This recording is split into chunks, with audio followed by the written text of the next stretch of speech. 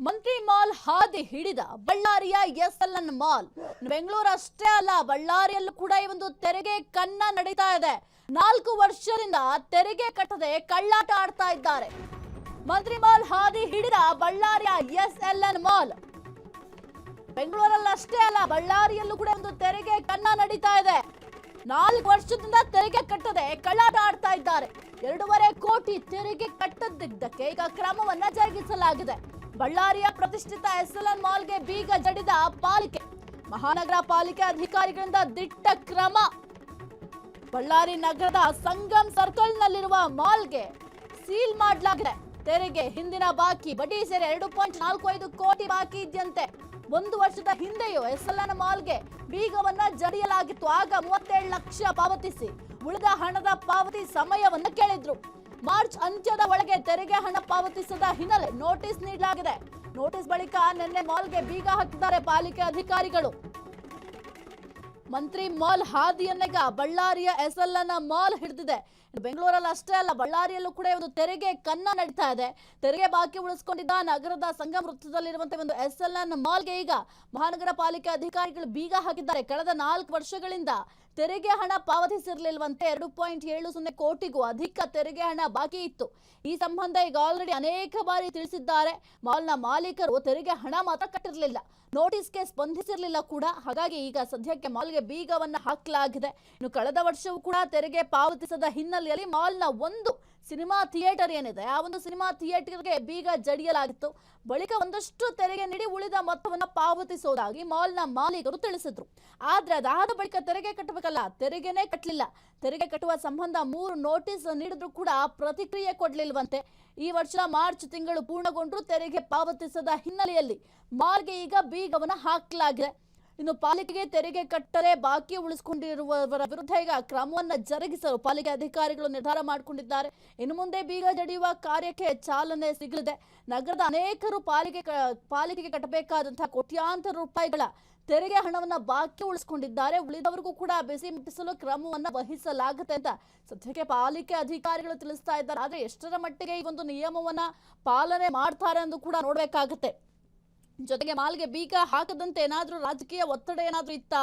ನಗರದ SLN mall ಬೀಗ ಹಾಕದಂತೆ ಪಾಲಿಕೆ ಕೆಲ ಸದಸ್ಯರಿಗೆ ಏನಾದ್ರೂ ಒತ್ತಡ ಹಾಕಿದ್ರೆ ಎಂಬ ಪ್ರಶ್ನೆ ಕೂಡ ಇದೆ. ಯಾಕೆಂತಂದ್ರೆ ಇಷ್ಟು ದಿನ ಬೇಕಾ, ಇವರು ತೆರಿಗೆ ಕಟ್ಟದೇ ಇದ್ರೂ ಕೂಡ ಒಂದು ಕ್ರಮವನ್ನ ಜರುಗಿಸಲಿಕ್ಕೆ ಇಷ್ಟು ಸಮಯಾವಕಾಶ ಬೇಕಾಯ್ತಾ ಎಂಬ ವಿಚಾರ ಈಗ ಸಾರ್ವಜನಿಕ ವಲಯದಲ್ಲೂ ಕೂಡ ಬಹಳ ಚರ್ಚೆ ಕೂಡ ಆಗ್ತಾ ಇದೆ. ಇನ್ನು ಇತ್ತೀಚೆಗೆ ಪಾಲಿಕೆ ಸಿಬ್ಬಂದಿ ಹಾಗೂ ಸಂಚಾರ ಠಾಣೆ ಪೊಲೀಸರ ಜೊತೆಗೂಡಿ ಒಂದು ಫುಟ್ಪಾತ್ ತೆರವು ಮಾಡಿದ್ದಕ್ಕೂ ಕೂಡ ಪಾಲಿಕೆ ಸಿಬ್ಬಂದಿ ತಗಾದೆ ತೆಗೆದಿದ್ದಂತೆ. ಇನ್ನು ಬಡವರು ಫುಟ್ಪಾತ್ ಮೇಲೆ ಹಾಕಿಕೊಳ್ಳಲಿ ಬಿಡಿ ಅಂತ ವಾದ ಮಾಡಿದ್ರು ಅಂತ ಕೂಡ ಸದ್ಯಕ್ಕೆ ತಿಳಿದು ಬರ್ತಾ ಇದೆ. ಒಟ್ನಲ್ಲಿ ಈ ಒಂದು ತೆರಿಗೆ ಕಟ್ಟದೆ ಎಷ್ಟು ಕಳ್ಳಾಟ ಆಡ್ತಾ ಇದ್ದಾರೆ ನೋಡಿ. 4-5 ವರ್ಷಗಳಿಂದ ತೆರಿಗೆ ಬಾಕಿ ಕಟ್ಟದ ಹಿನ್ನೆಲೆ ಇಲ್ಲ.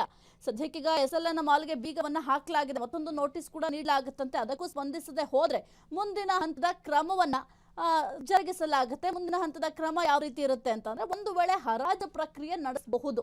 ಯಾಕೆಂತಂದ್ರೆ ಇಷ್ಟು ದೊಡ್ಡ ಮೊತ್ತವನ್ನ ಬ್ಯಾಲೆನ್ಸ್ ಇರಿಸ್ಕೊಂಡಿರೋದ್ರಿಂದ ಹರಾಜು ಪ್ರಕ್ರಿಯೆ ಮಾಡಬಹುದು.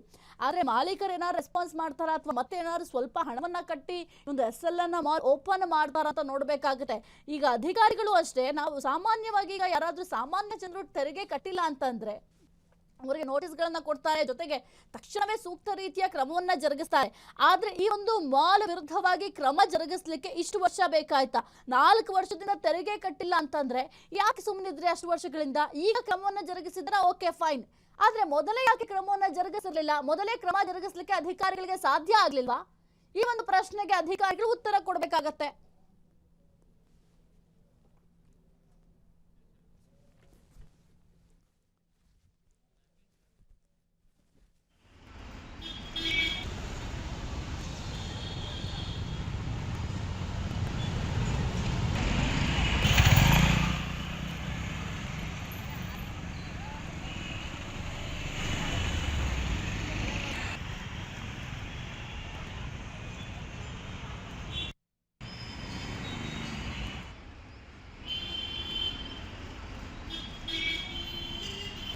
ಅದಕ್ಕೆ ಮಂತ್ರಿ ಮಾಲ್ ಎಷ್ಟು ಬಾರಿ ಬೀಗ ಹಾಕಿದ್ರು ನಿಮ್ಗೆಲ್ರಿಗೂ ಕೂಡ ಗೊತ್ತಿದೆ.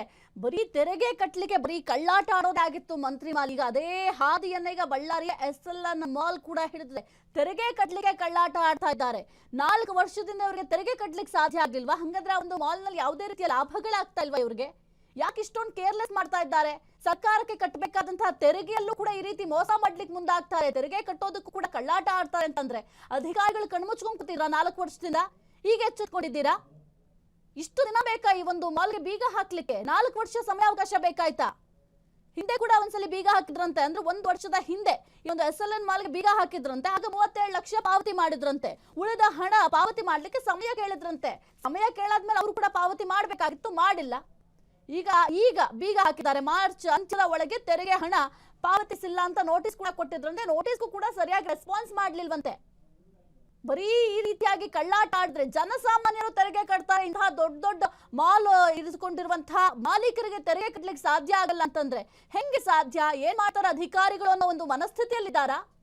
ಅಧಿಕಾರಿಗಳು ನಮ್ನೇನು ಮಾಡ್ಲಿಕ್ಕೆ ಆಗಲ್ಲ ಅಂತ ಏನಾದ್ರೂ ಅವ್ರ ಮೈಂಡ್ ಫಿಕ್ಸ್ ಮಾಡ್ಕೊಂಡಿರ್ಬೇಕು, ಅಥವಾ ಏನಾದ್ರು ರಾಜಕೀಯ ಒಂದು ಪ್ರಭಾವಿಗಳ ಒತ್ತಡ ಏನಾದ್ರೂ ಇದ್ಯಾ?